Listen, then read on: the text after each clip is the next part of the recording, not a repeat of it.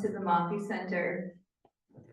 My name is Abby Ledvina, and I'm the Executive Director here at the Center. I am delighted to have you all here for our discussion on our interfaith discussion and panel on immigration this evening.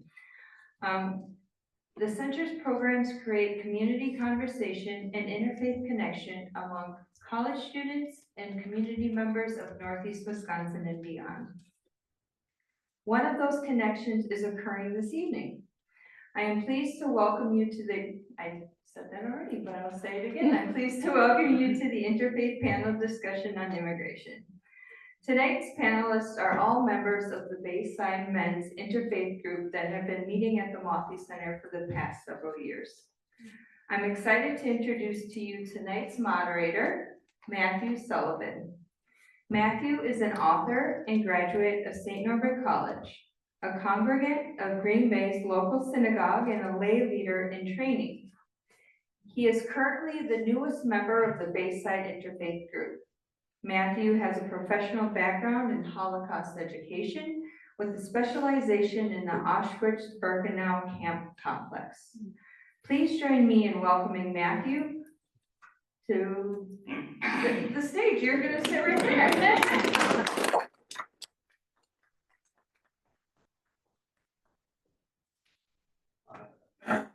Good evening, everyone. Thank you again for being here. I'm going to move as fast as I can here to introduce our individual members. I hope I don't sound too much like an auctioneer, but we came here for a discussion, and I want us to have as much time as we can.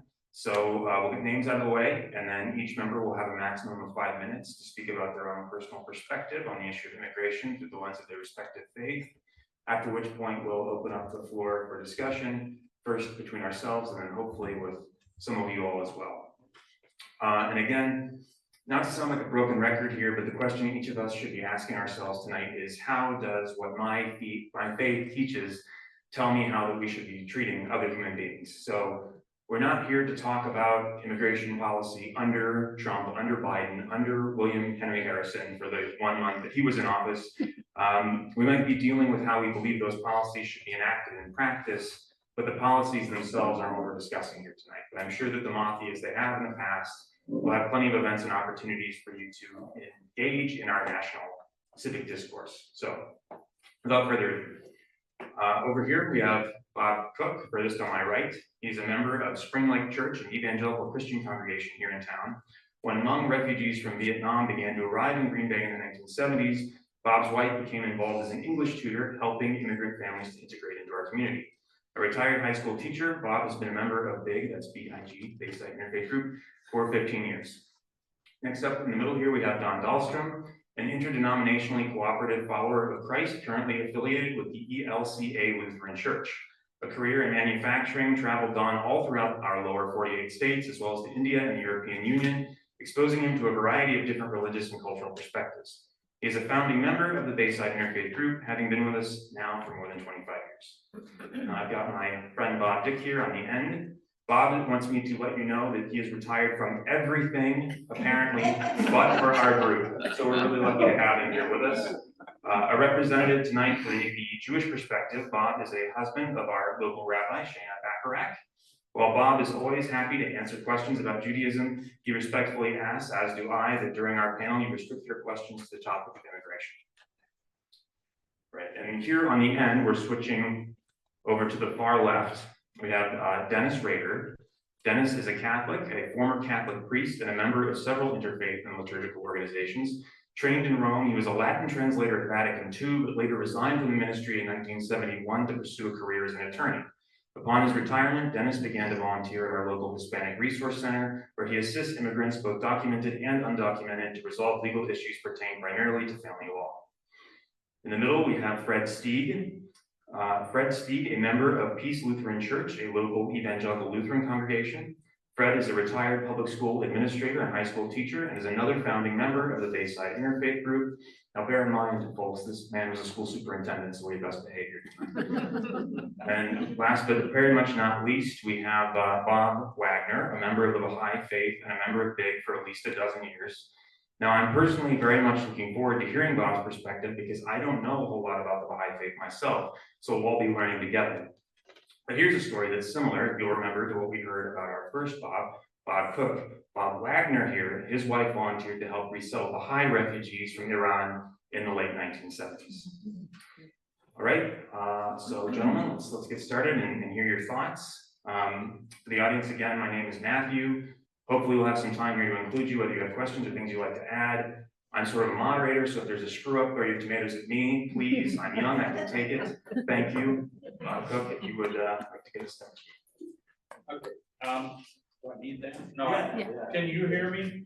I always used to tell my students that I could be heard on a parade ground over a band. So I usually would, but okay, so I'll use it. Hi, I approach this, I've been toying with how to approach this. I approach it both from a historical perspective, because I've been reading history since I was 12 years old, and of course that was only 2 or 3 years ago, but in any event. And also to approach it from the standpoint of how I look at the world as an evangelical Christian. And to me, it isn't a difficult task as I look at it from my perspective, because the person I am called on to follow in the New Testament was very clear.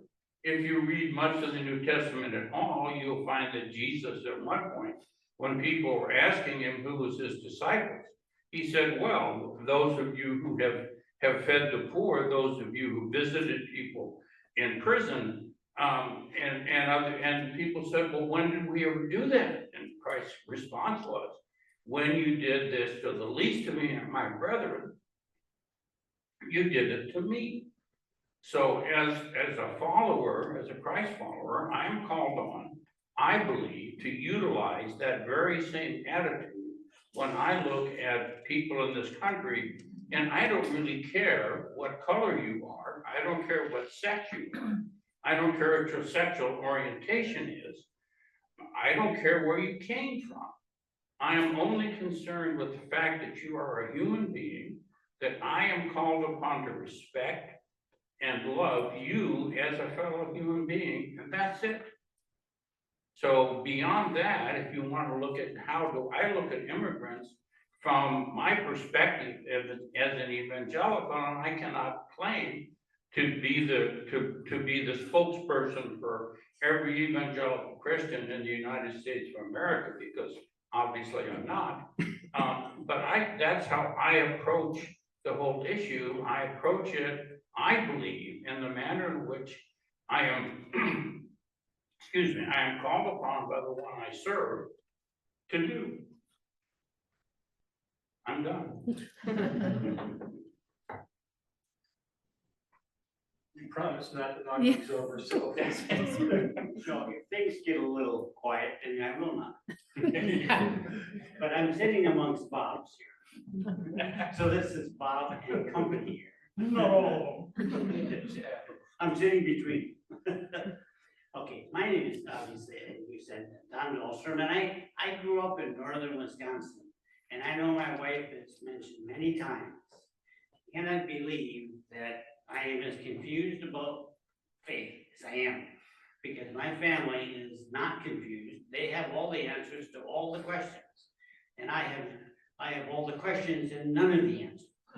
And as I mentioned to Bob earlier, as we're sitting here, Bob Wagner, the older I get, the more questions I have and the less I have answers. Should I hold it back? No, sorry. We're going to keep it closer. Should I swallow it? No, that's fine. So the issue really is, as a follower of Christ, as Bob so eloquently said, how could I not be kind to my neighbor? Because my neighbor is everybody who isn't me. And how do I know who my neighbor is? And how do I know who an immigrant is? I am an immigrant. I laugh because, not laugh, but my grandfather on my father's side came in from Sweden, and as much genealogical work as my wife has done, we cannot find any documentation. So I must be a dreamer, and I must be going to be ready to be deported. Well, all I'm saying, I'm not talking about policy now, but I'm really talking about who is an immigrant. So I struggle with what is faith, what does that mean? And I struggle with immigration because I struggle with who is an immigrant and who isn't. I think we're all immigrants. For Native Americans, they had their summer grounds, they had their winter grounds. They were immigrants twice a year. It's like a watch that doesn't work. It's right twice a year. So all I'm saying is that I'm confused as to why we are confused as a nation who immigrants are. Thank you. There is a statement among the Jews that if you have two Jews, you have three opinions, and there's at least three of us in here in the room tonight, so this could go on longer than my 5 minutes. It would be really easy to just simply cite the verse about do not oppress the stranger, for you are a stranger in the land of Egypt, and let it go, because that pretty well says it all. But that's not the Jewish process. It's where we start. We don't rely on a single verse. We rely on a corpus of work that certainly starts in the Bible.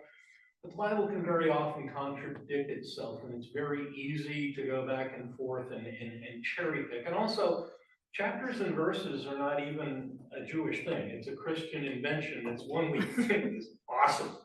Great job, guys. But it also can lead into traps, and this is absolutely one of them. When you try to describe how you or your faith feels about something, and you start cherry picking verses, you're going to run yourself into trouble almost every time. So when I started looking at this, I am fortunate enough to be married to a rabbi, and that's a very difficult thing to say when you're married to somebody that can both divorce and excommunicate you. But she has books all over the place, so I do have access to these resources. And so I thought, is this something, how we treat immigrants, is this something that Judaism has taken up? And I was astounded. I only looked at a few sources, focusing primarily on, obviously, the Bible, and then on the Talmud and a couple of others. But I found close to 3,000 separate sources with almost 7,000 references. And I'm not going to sit here and pretend that I looked them all over, but I did scan through them. And what struck me, because 2 Jews, 3 opinions is the rule, but the unanimity within Judaism as to how we are supposed to treat the stranger. Of those close to 7,000 references, I found 2 that were in any way, shape, or form harsh with regards as to how we might treat the immigrant among us. And in both of those instances, the following entries, I'll go into what they were very briefly. The following entries were hundreds of years of other Jews coming behind them to tell them, no, you're wrong. In one instance, there was one that says that you can limit the amount of time that an immigrant spends among you. At the end of that time, you may tell them to leave. And the consensus after that was, well, you can ask, but unless they agreed that they would only be here for X number of days, weeks, months, whatever, this is unreasonable. And the second one was there was a singular reference of a rabbi that from before the Common Era, who said that it was acceptable to treat the immigrant more harshly with regards to the law. And there were literally 300 responses to him saying, you're out of your mind. I paraphrase only slightly. I would have expected to have found more in the Talmud because it is a collection of opinions, and we do not censor opinions in Judaism. Wrong opinions are left in place specifically so the next generations can take them to task. But within Judaism, I started off by saying, do not oppress the stranger, for you are a stranger in the land of Israel. Egypt, sorry, thank you, Rabbi. You are strangers in the land of Egypt isn't the end all and isn't the end of the discussion, but within Judaism, it actually kind of is.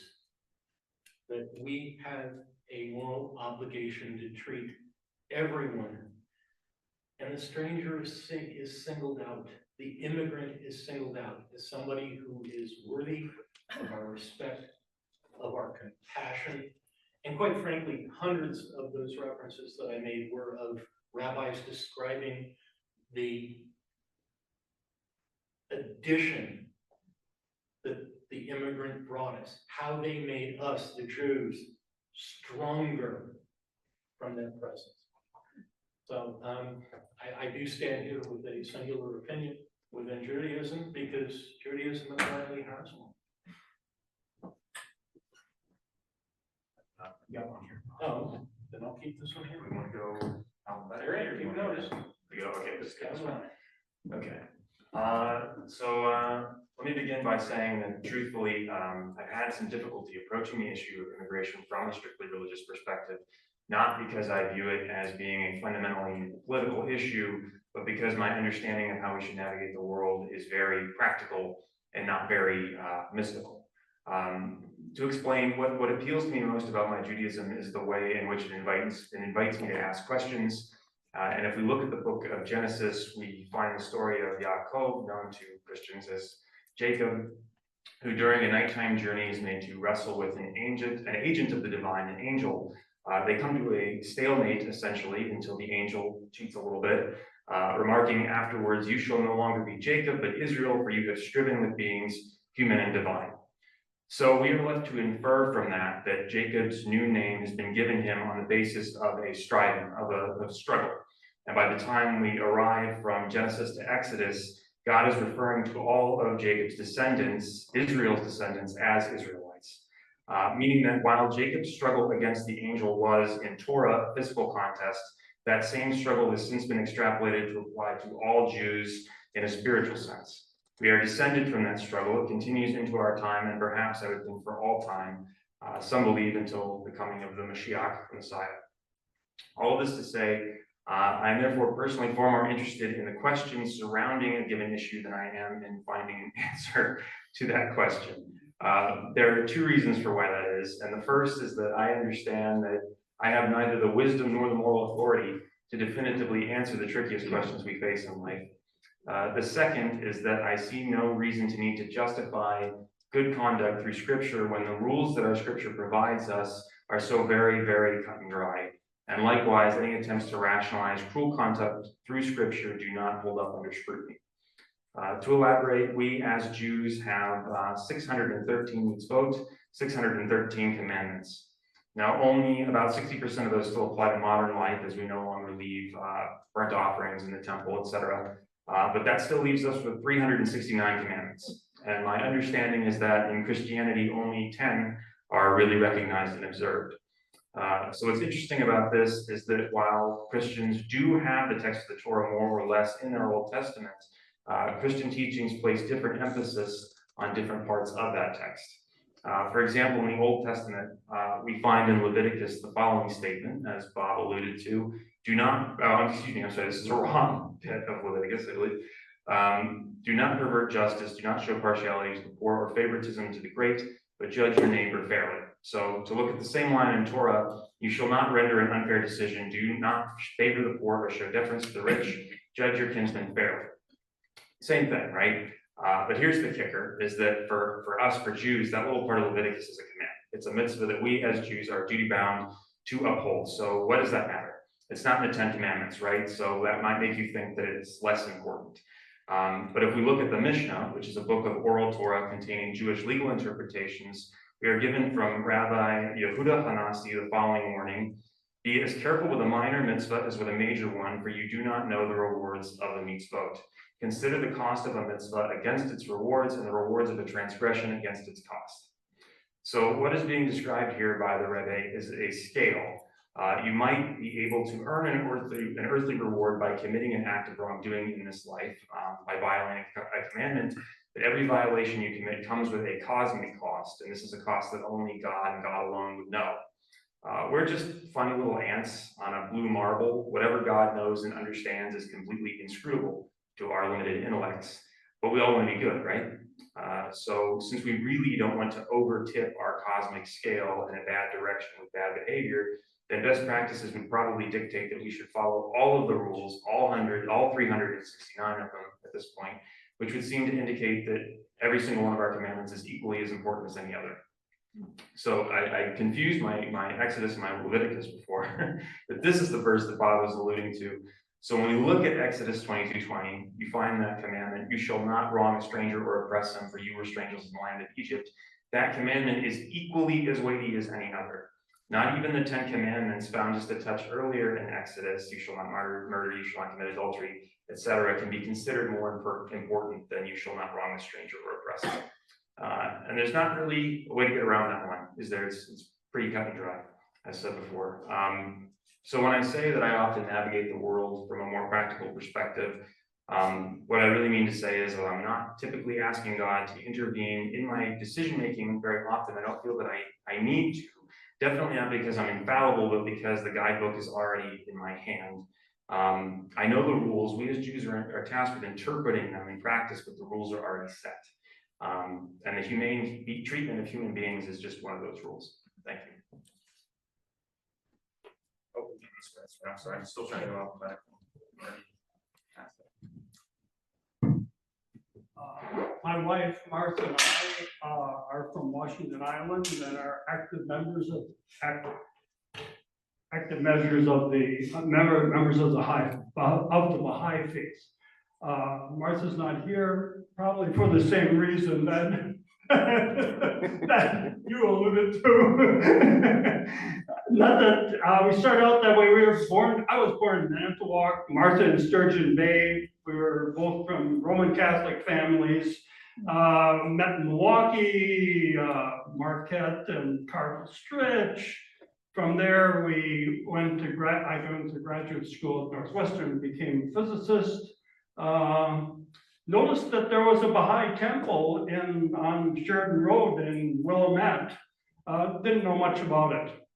I got a job in Washington, D.C. in '67. Martha taught art in public schools in Northern Virginia.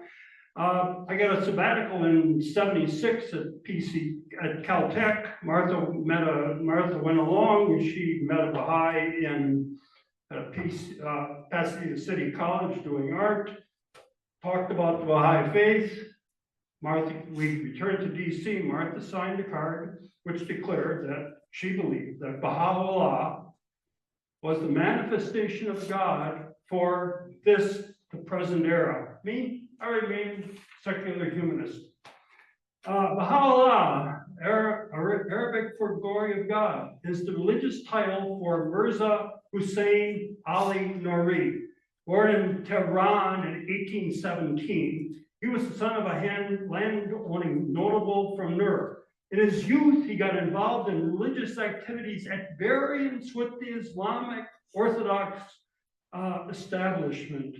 As a result, violence, suppression, death, torture, imprisonment of the dissidents went on from 1844 for many, many years, actually right up to the present.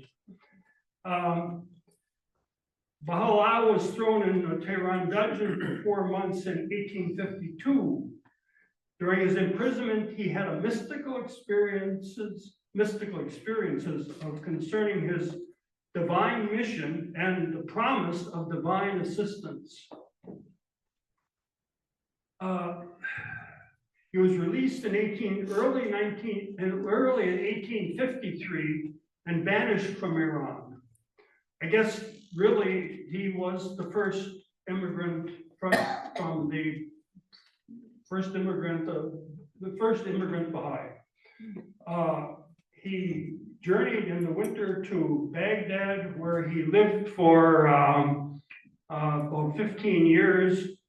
From there, he was removed to the prison city of Akka, or it was a Christian center during the war between Islam and Christianity. During that time, then he was there for 15 years. He got out of prison. He lived in a mansion in near Akka. During the time between his arrival and his death in 1892, he wrote down or dictated through a secretary the revelations he was receiving from the deity. However, before I describe the content of those sacred writings, I have to make a disclaimer. We have no clergy or other hierarchical appointed leaders. Thus, everything I say here is only my opinion. First, since God is one, or unity, all religious revelations must fundamentally agree. However, over the millenniums, God's rational creation man has evolved. Thus, Baha'u'llah's writings not only affirm previous revelations, but add more nuanced written insight into their meaning. An important example would be the golden rule. That is, treat others as we would wish to be treated. While Judaism, Christianity, and Islam all assert the importance of this rule, of this law, our faith calls for a higher level of understanding that we are all part of one unified reality, like the cells in all living things. When we harm others, we harm ourselves. Second, a new feature of God's revelation is the call for consultation. Baha'u'llah wrote, "The great being saith, the heaven of divine wisdom is illumined with two luminaries of consultation and compassion. Take ye counsel together in all matters, inasmuch as consultation is the lamp of guidance, which leadeth the way and is the bestower of understanding." What? How does this work? While it seems reasonable for a person of faith to be compassionate, but consultation? As I mentioned earlier, we have no clergy to provide guidance. Thus, cooperation, collaboration, consultation by individual Baha'is is required to achieve a modicum understanding of the sacred writings. For the first couple of years, I didn't think much about consultation. As an ex-scientist, I focused on my interest in harmony of science and religion. But then in about 2004, I attended a meeting here at UW Extension, spoken by a member of our National Leadership Council. And she illumined my eyes about the degree of difficulty of talking, people of goodwill talking together, but agreeing on this literature, because there's a lot of metaphoric content. It is not easy. And it almost, you can't drift into warfare over it. You have, your duty is to figure it out. And you got no person to appeal to except the people in the room. Anyhow, and now 20 years later, I understand just how difficult it is for flawed people, all of us, albeit of goodwill, to proceed. Very difficult. So what about our faith in immigration? As mentioned earlier, Persian Baha'is have been persecuted in Iran almost continually since the mid-19th century. The latest effort, of course, you may recall, is what happened when the Islamic Republic was formed in 1979. At that time, were a lot of Baha'is who migrated to Washington, D.C. And so Martha, who had just become a Baha'i in '78, she immediately was involved with working with these immigrants, mainly because she was a teacher, mainly school, teenagers and middle schoolers. The only other Baha'i immigration story that I have is that we're a relatively big community by comparison to the average Baha'i population in America over the whole country. There are 5 of us right now who are Baha'is. And one of them, actually, my friend, is an immigrant from, not recently, he got out of South Africa in 1987, escaping murder by one or the other of the factions. I mean, you had the Afrikaners, and then you had the blacks who were seeking seeking revolution and liberation. But they both were troubled by the fact that my friend wouldn't engage in the political process. And that's wonderful background, Bob. I'm sorry, but we do have to get to our. And I'm done. I'm sorry. Oh, okay. Perfect time. Hello, my name's Fred. My background, so you understand, is if we get into discussions, I was raised in a bubble. In 2nd grade, my parents chose to send me to Mount Olive Christian Day School, which was in the Missouri Synod Faith. And then when I graduated in 8th grade, they decided to send me to Milwaukee Lutheran High School, another Missouri Synod church or high school. So from grade 2 on, I was indoctrinated. I was indoctrinated in a very conservative Christian perspective. My freshman year of college, I spent up in Superior because I wanted to be in the Air Force. Then I found out I was colorblind, couldn't do it. So then all of a sudden I decided to go down to Oshkosh, and it's like somebody opened up my eyes. Ooh, there's a lot more going on in this world. But then when we got married and started having children, I started to become more active in the Missouri Synod Church that I had grown up in. But as I became more active in that, I started to see how people were doing power struggles because they wanted to manage the church this way or that way, or they wanted a philosophy to go this way or that way. And I struggled with that because, as I said, I was indoctrinated as a child with the shoulds that should happen in life. And it was always related back to a scriptural concept. So, my background made it difficult for me to be more compassionate. I had to struggle with that, especially as a teacher.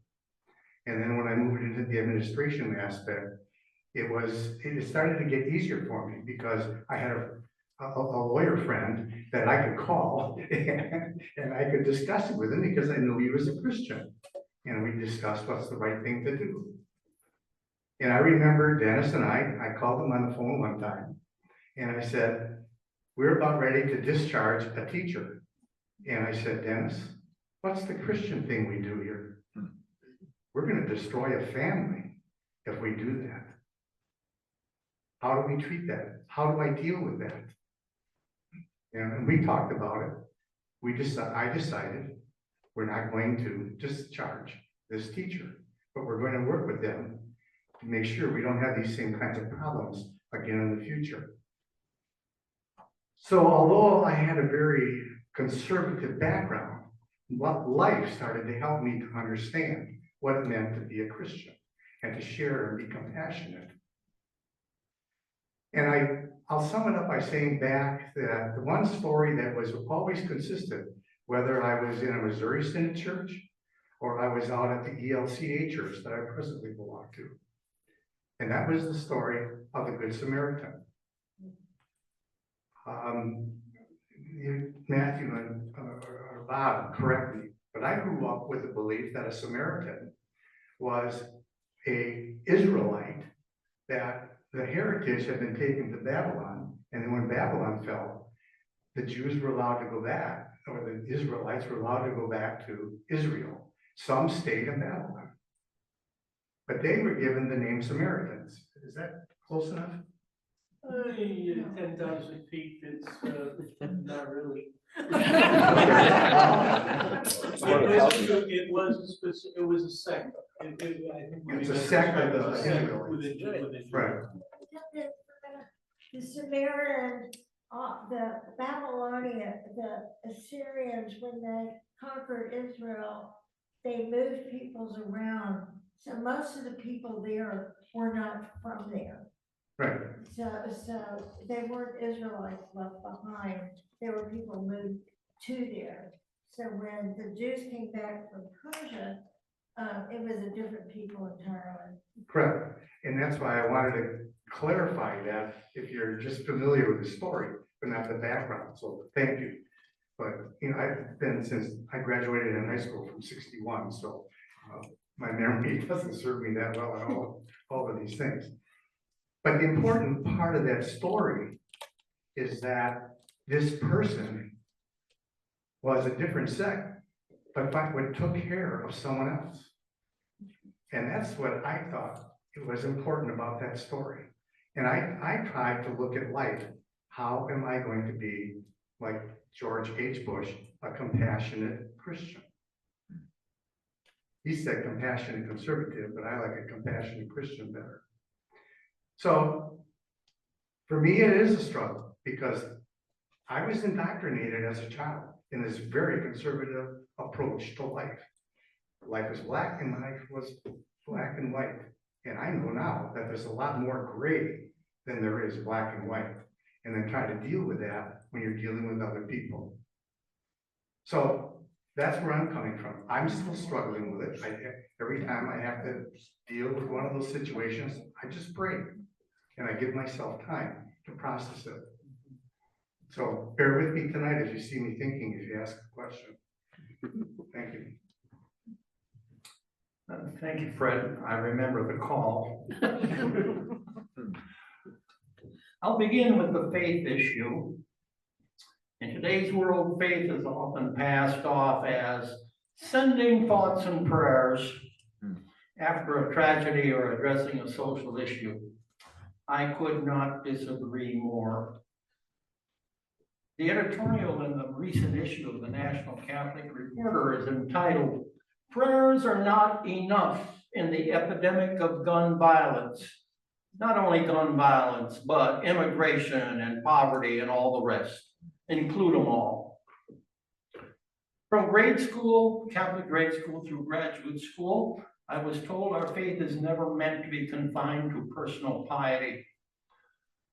It is meant to shape public life.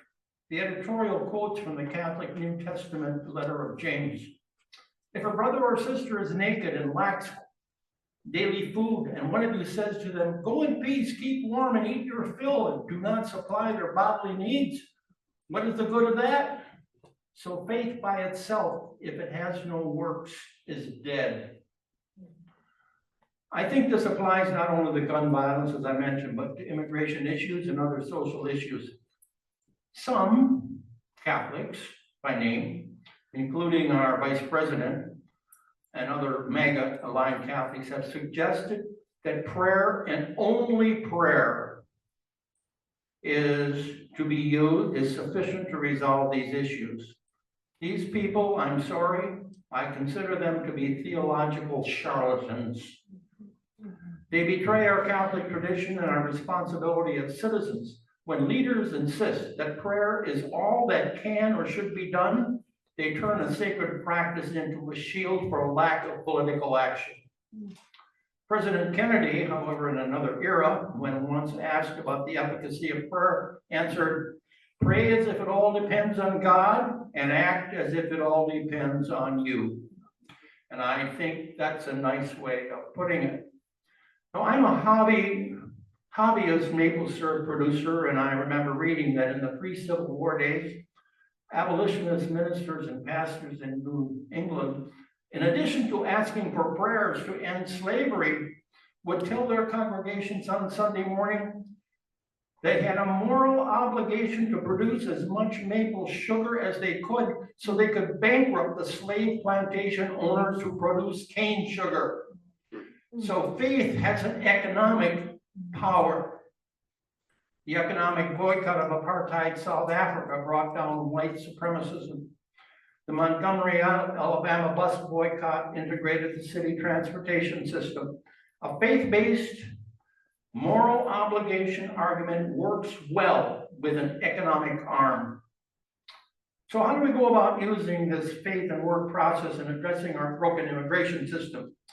I personally believe that immigration policy will be resolved based on economic terms that show immigration to be a positive economic factor and not a burden to our society. I'm not sure that Sunday morning is the answer.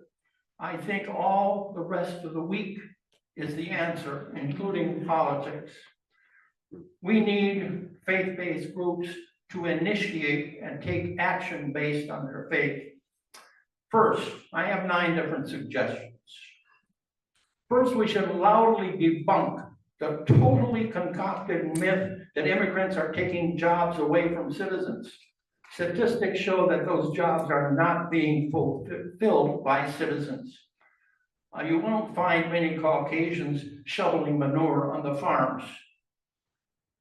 Second, we must tell our congressional representatives to get off their butts and tell ICE to concentrate on deporting the sex abusers and convicted felons, and I choose those 2 words very specifically, rather than on the non-criminal undocumented deportees, which comprise 71% of those deported. There's an article in today's Press Gazette about a raid in Manitowoc in which there were 21 people, and the majority of them are not criminals. 71% of the people deported are not criminals.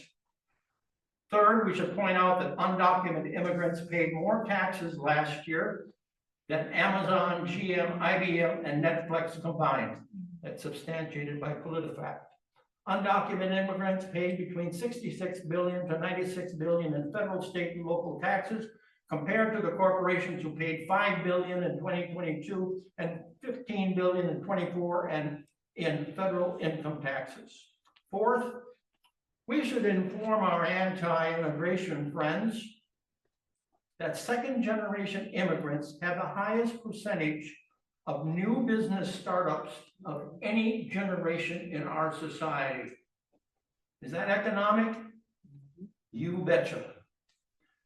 Sixth, we must remind ourselves that white American citizens are reproducing at a rate of 1.6 children per family, resulting in a dangerous population decrease. Each family must produce an average of 2.6 children in order to maintain our population. We need immigrants, young and old, to meet the future needs of our citizens. I asked someone who complains about this, and I said, who's gonna empty your bedpan when you are in a nursing home at age 95?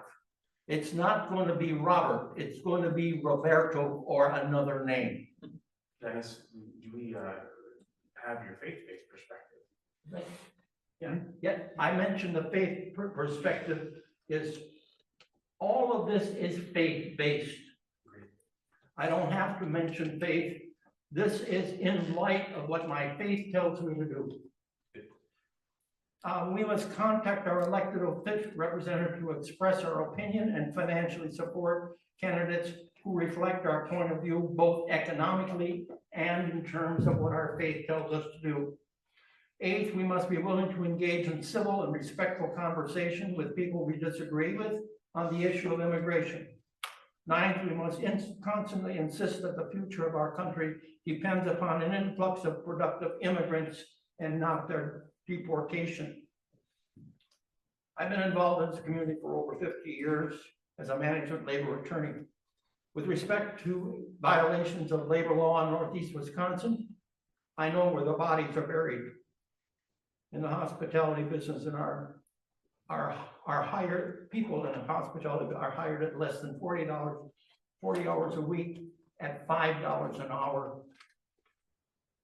And some construction companies do not cover their employees with workers' comp. I've seen all the tricks, the shell companies and the illegal pay schemes. Our faith in a fair society should lead us to speak out about this. Now, the problem is the facts. Newspapers and television are not going to want to publish that because of recrimination problems. Tell me, why don't I report these companies to the government? Why? What's going to happen if I do? People get deported. The people will be deported. And the employers will get a slap on the hands of a couple $100 fine. Immigrants come to the US because companies provide work for them. I have a surefire solution to our immigration dilemma. But I'm certain it's unacceptable to both companies and undocumented workers. Perhaps company presidents who have knowingly undocumented workers should be handcuffed to the deported persons. So long as companies receive no significant punishment for violation of immigration laws, companies will continue to use undocumented labor and oppose any changes to create an immigration policy which is just and beneficial for all. So where does faith come in? It's at the very basic. It's integrated with action. Thank you. Well, gentlemen, is there any place in particular you'd like to start? I have some ideas. I think you can probably glean from the comments here that we have all independently, regardless of our faith path, concluded that there is no justification for treating any human, and most specifically, since that is the focus of our discussion tonight, the immigrant, in the way that they are being treated.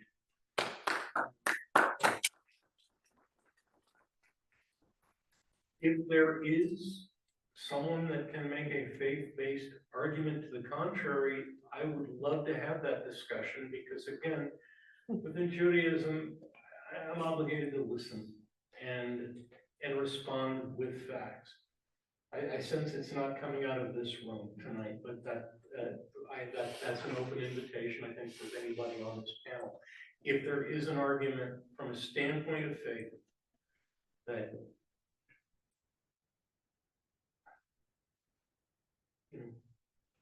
going into businesses, beating the snot out of people just simply because their skin is a different color or they speak with an accent,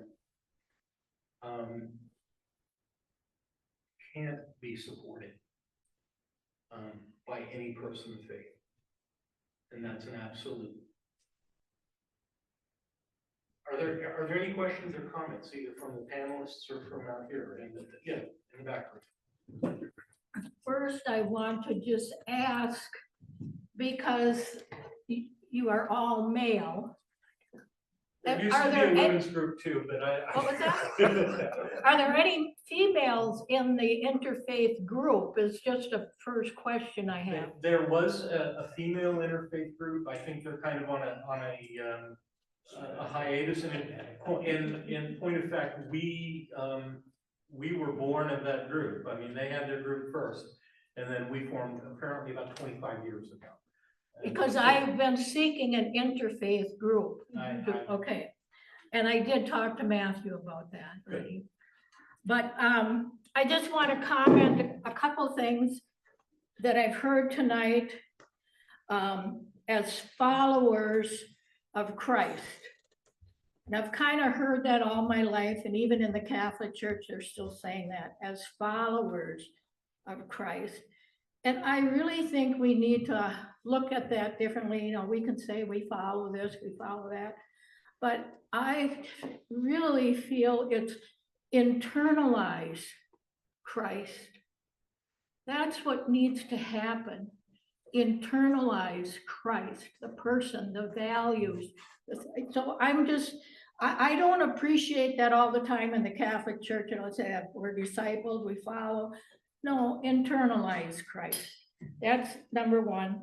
But then I've heard multiple times when the immigration topic comes up and it's Christian and Judeo, that as you are referring to the Hebrew scriptures, and they're the one that says, when you harvest your crops, leave the rest for the poor, let them come and take, and I just want to even challenge that, because I don't think we should just be giving the leftovers.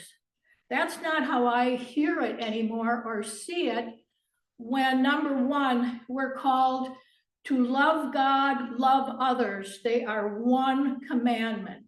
Mm-hmm. And if we're called, like God says, give your first fruits, I see giving to the poor, our first fruits, being what we're called to do. And not only from that command, but as a Christian, in the stories of Jesus, who fed the thousands, Jesus gave the best, everything, to all the people.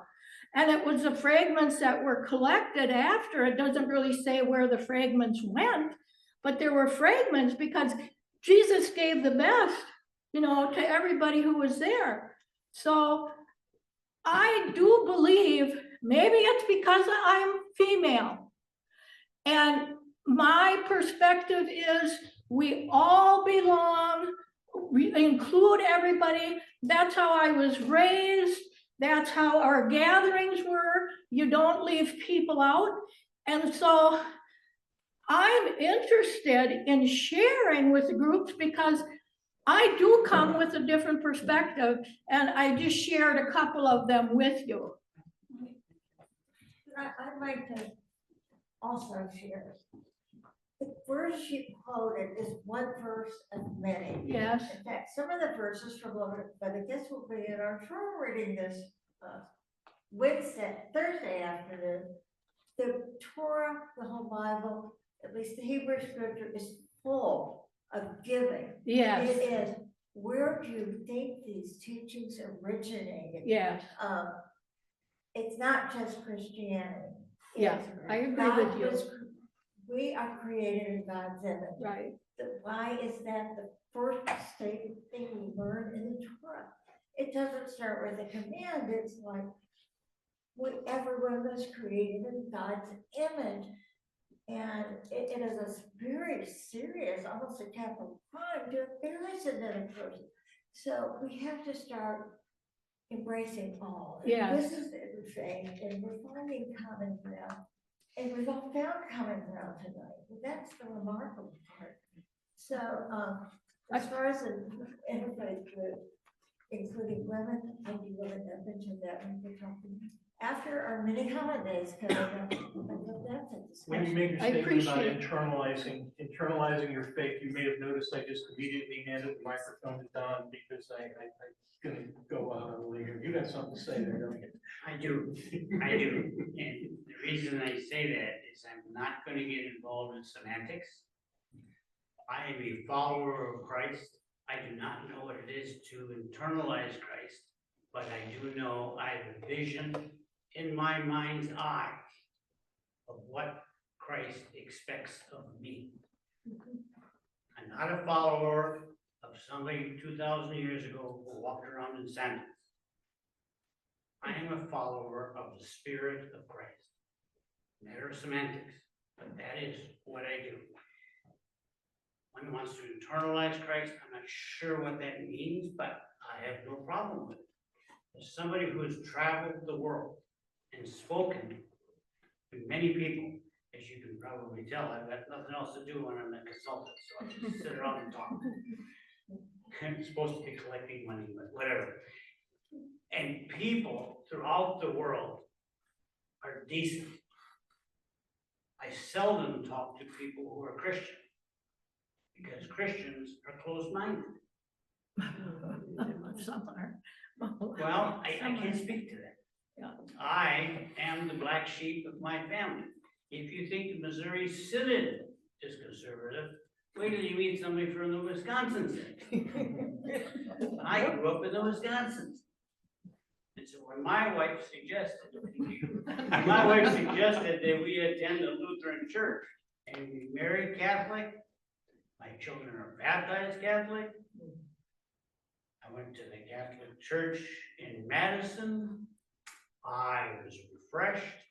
And when she said we were gonna join a Lutheran church, I said it'll be a cold day in Hades before you get me to go to a Lutheran church again. I'm very pleased with where I'm at. But I've learned in my short life, 78 years, I've learned that there are no right answers. There are just some answers that are less wrong. So, that's More where- that's where I'm fulfilling, at. more fulfilling maybe. Question back there. Joe, Can I ask one of you, Dennis? Because I know that you, through your faith, you've been led to volunteer your time helping immigrants with through legal issues. For those of us that are not lawyers, where should we Okay. turn as individuals or as groups? I finished my legal practice in 2005. And I had been a member of the Bay Area Community Council, which is a kind of a futuristic group back then. And I discovered at that time that based upon changes in farming methods and meat processing, that Green Bay was going to have an influx of a large percentage of Hispanic workers. And so I decided to learn Spanish. I went to Mexico a few times to learn, so that I would be able then to be able to communicate with people in their language. And so about 10 years, well, Casa Alba was started by Sister Melanie and Father Gender group. yeah, okay. Say it. I didn't hear that. Yeah. They said it, but I didn't hear what they said. Father Kenda group. Group. DeGroot, yeah, Father DeGroot and Sister Melanie, who had been people at the Hispanic church. And so they started Casa Alba, not connected with any religious bodies, but a standalone. They provide services for the Hispanic community. And so I asked, what can I do? And so I approached them. And so the Hispanic people have the same kinds of issues that our native or our citizens have. And so I assist them in family law issues, support payments for children, divorce issues, those sorts of things. And many of them, if they are undocumented, there are immigration aspects to those types of things. If the ex-spouse is in another country, you have to talk about conflict of laws. And so I try to provide services to them. I'm the only attorney in town. My license is expired, thank God, because otherwise I'd be working 164 hours a week. I'm the only attorney that speaks Spanish and works for nothing.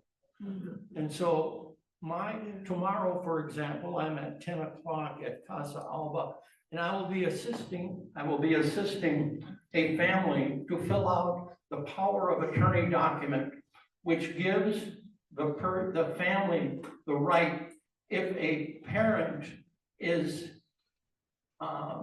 evicted or is contacted and deported. So it gives another person in the community, a citizen, the right to take charge of the future of the children until the parents are located in another country. So that's what I do on a regular basis to help these people maintain the integrity of their families. I also make sure, and the reason I know about where the bodies are buried, because in the practice of family law, and we're dealing with alimony, we're dealing with support payments, I have to know what the income is. And in order to know the income, I have to know where it comes from. And I can be very candid with you, it comes from cash. It comes from people who are mischaracterized as independent contractors who are really employees. But if you're an independent contractor, then of course, you don't pay, they don't get vacation, they don't have to, you get unemployment comp, you don't get any of the benefits at all. And so I have to explain those types of legal issues so that these people do not end up suffering even more serious issues. So is that an expression of my faith? I think so.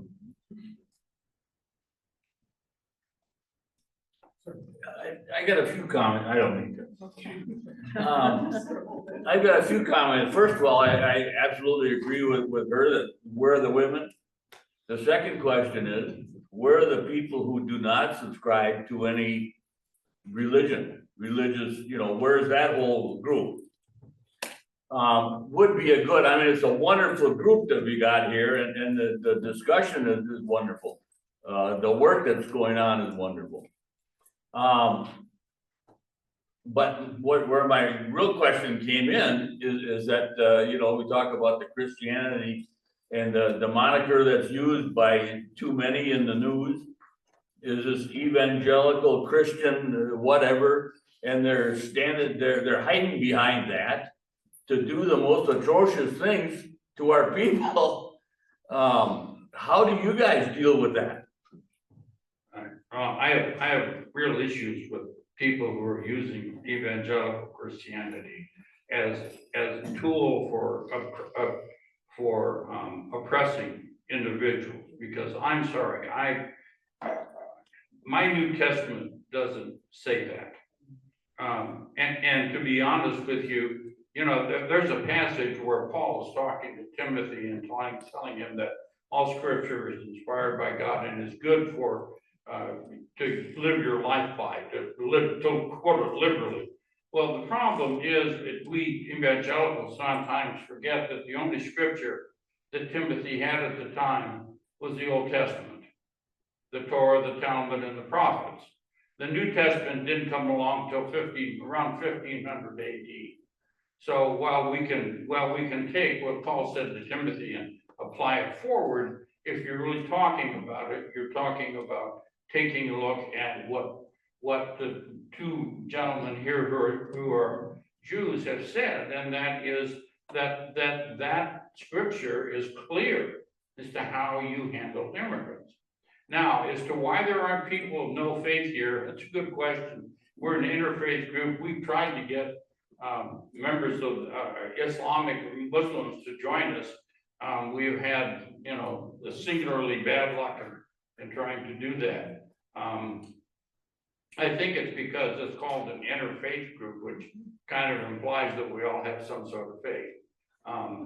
But beyond that, no. But I agree with you. I find it absolutely more than just slightly annoying. I find it and positively anti-Christian that people are trying to use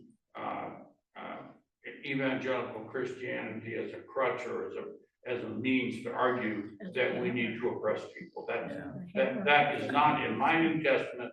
It's not in the Old Testament either, as I see it.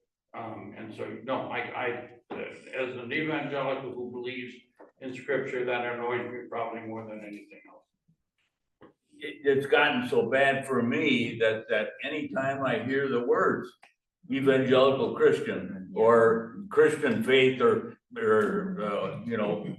whatever prayers and hopes and prayers or whatever it is, at all these tragedies, I want to run as far away as I can from those descriptions. And to me, it tells me that there's more hypocrisy there that I want to be anywhere near. I think You're not within doing our it group, there is a Talmudic saying that you should run from a teacher who claims to possess the truth and cling to one who seeks it. And we are a group of men, regardless of faith, that fall into that latter category. And, you know, we have members come, we have members go, or anyone, as Bob indicated, is welcome to join. It's better if your name is Bob.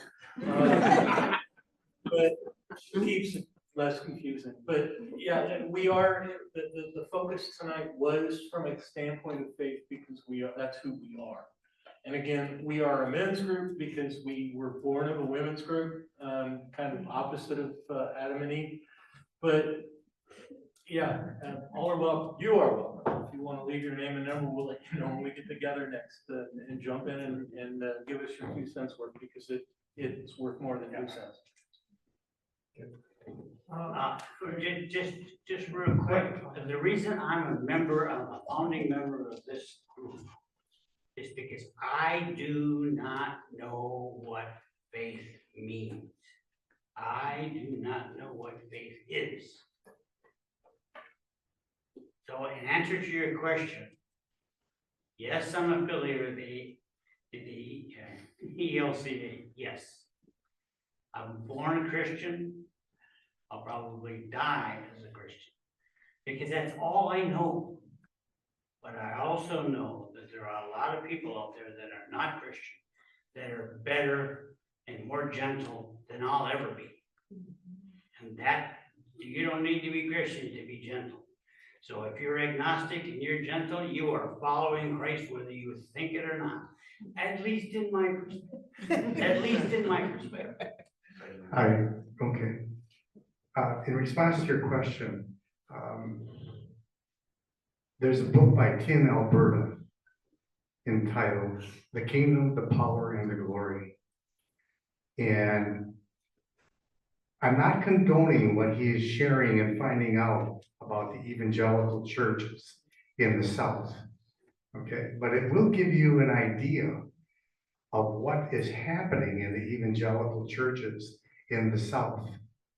And what bothered me when Dennis and I and his wife is over there, we were in a scripture study group we read this book together.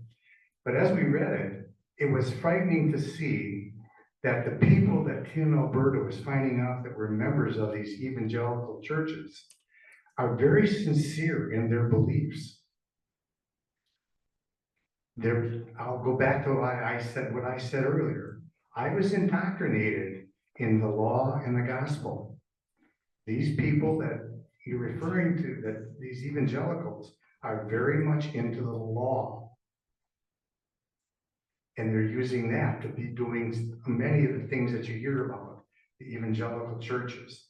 So for me, that's a struggle because I don't condone what they're doing, but in their sense, they're very sincere that they think they're doing what God calls them to do. So it creates different situations for people and how you perceive what they're doing. Bob, did you have something you wanted? Yeah, I actually had a comment, I guess, for Bertha, as if you who asked the question about the women. In my years as a Baha'i, there are two prominent events that occurred that I attended a meeting here in Green Bay, and the conversation was about the nature of consultation. The first one was delivered by Erica Toussaint, who was at that time a member of our National Spiritual Assembly. And in the 2 days conversation at UW Extension that we spent with her, the conversation revolved around how consultation worked. It involved getting the facts right. It involved meditation on, once you got the facts, what action you want. It sounded to me like what a scientist does when he attempts to do an experiment. He gets facts, he then tries something, and at the end of it all, did it work or didn't it work?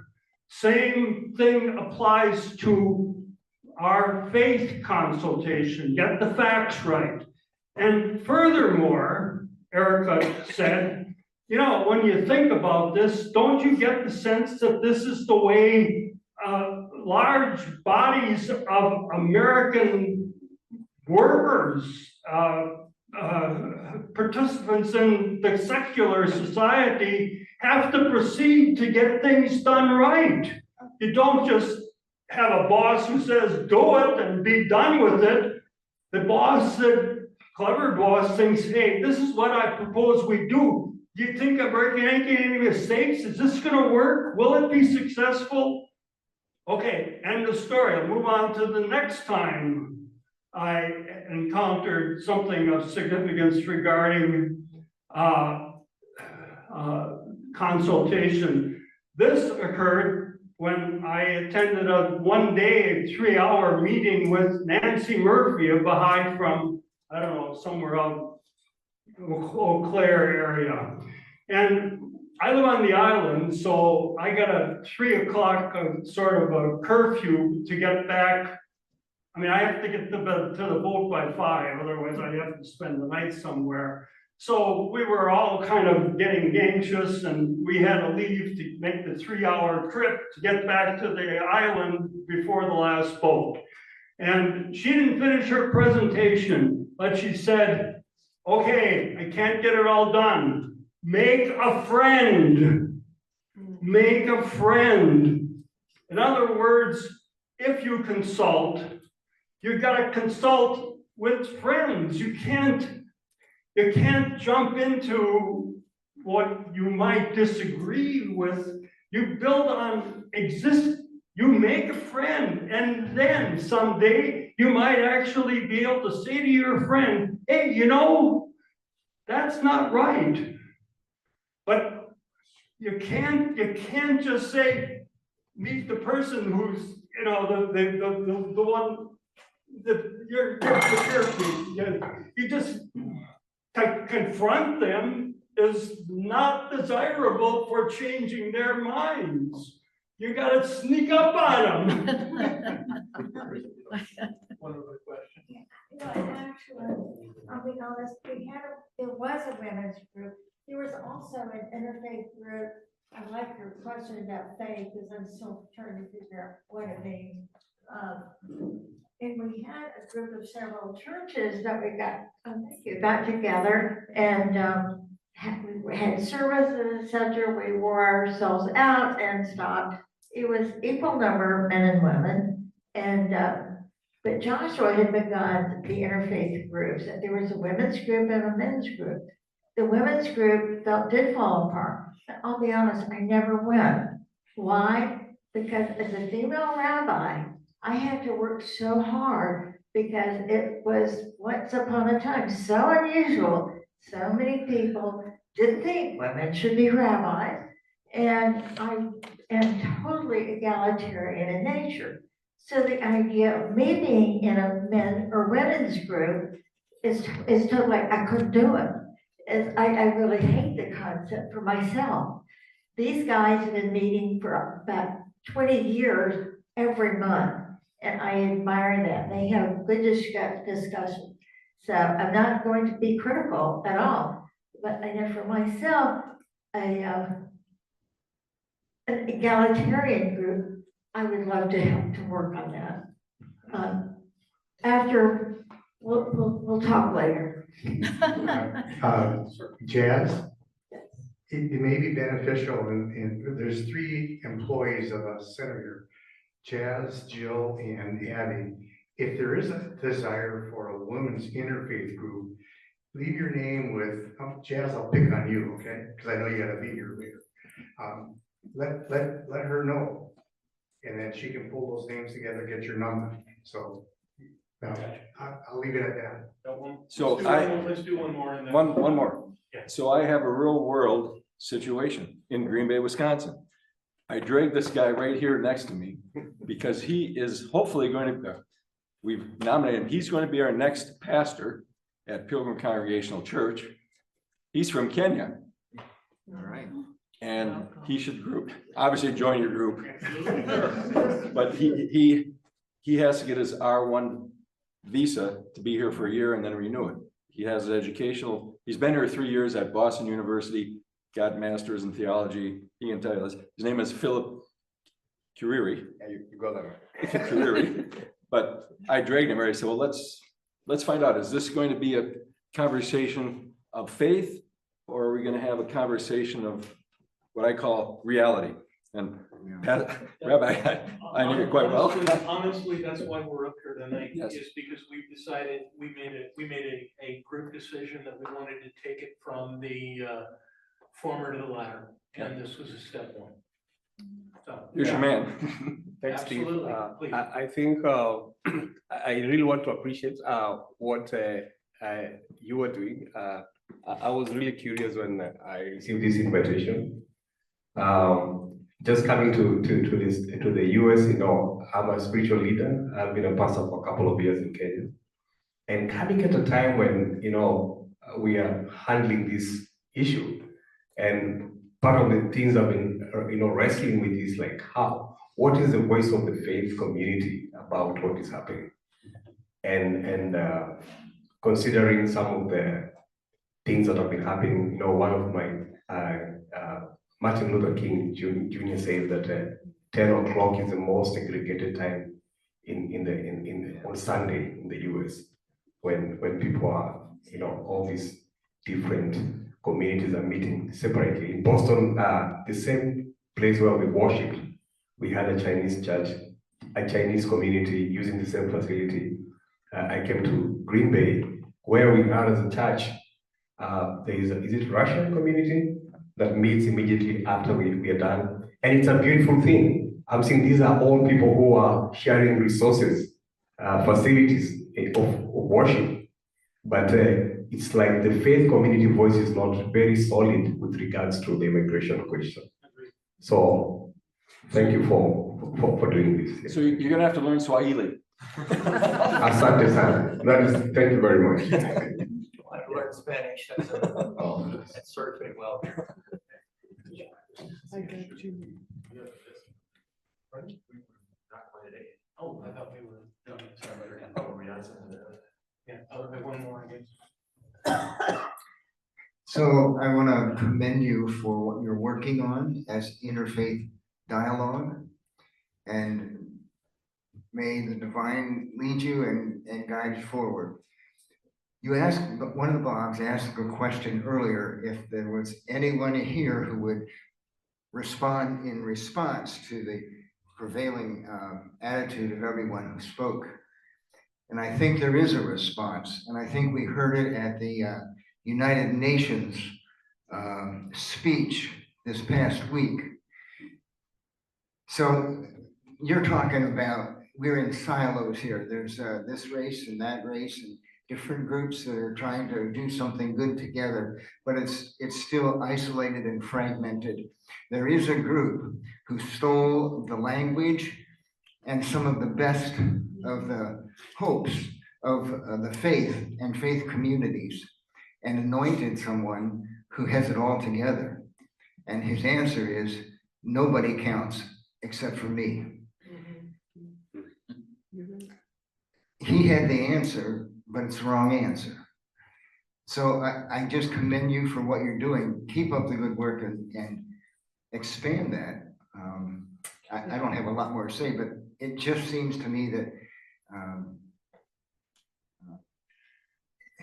I don't want to say that it's diabolical, but it is well organized. It is carefully planned, and it has been overtaking the best of at least the evangelical community in Christian faith. And I am very sad about that and dismayed right now.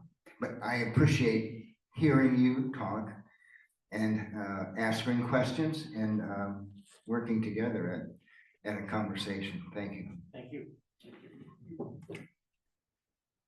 We have anyone else? I think you can wrap this. If you're, just along the lines of what you said, if you're interested in history at all, I would strongly recommend the most recent biography of Adolf Hitler was written by one of the preeminent English historians, Ian Kershaw. It's a 2-volume work. It's not exactly bedtime reading, but I would encourage you at least to look at the first volume, because the parallels between Germany in the 1930s and the United States today are frightening. And if they're not frightening, then you either don't understand the English language or you have never watched a news program.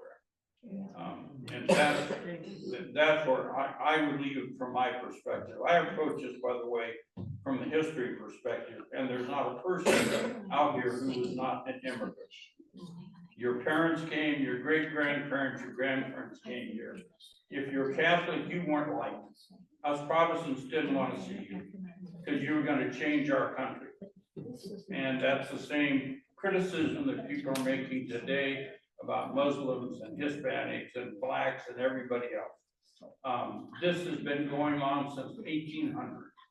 The 1800 election, one of the major things was fought, and one of the early elections in this country was over the immigration of French people into this country because they were supporters of the French Revolution, and they were gonna take everybody's money and turn this country into France as it existed in 1787, 1789.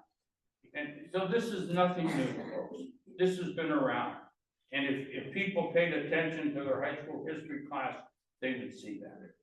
I was a high school history teacher, and I'm ashamed to say, unfortunately, some of my students are probably out there ignorantly talking of the same thing that their great-grandparents said when you guys decided to come here from France or from Germany or from Yugoslavia or, God forbid, from Italy, because we didn't want those Italians and Irish. We knew the Irish didn't do anything but drink, so. Nothing new under the sun. Ecclesiastes was right. Well, thank you again, all of you, for coming. And as said, if you'd like to join our group, or if we'd like to talk about creating an egalitarian group or a women's group, certainly that can be a discussion. So we'd love to have you. Thank you very much. And yeah, wonderful.